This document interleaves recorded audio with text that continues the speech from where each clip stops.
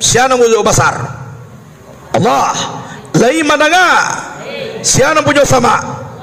Allah. Lai awak bakato, siapa punya kalam? Allah. Berarti nak kita pakai ko sifat Allah. Sama terus sifat ndak baik berdiri di atas zat. Walaupun nak kita kaji sifat Allah, berarti lah situ sekali zat Allah. Hanya nak kita fikir dah ba'a bantu zat Allah. Bodoh wak dinya. Ilaka tinggal apa sulai. Kalau akai hilang, malaikat adwaka indah ado na pasu.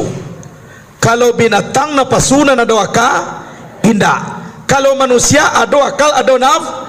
Kalau akal lebih apa tinggal kalau nafsu mana aja tu mako sampai banyak kabau ndak batui doang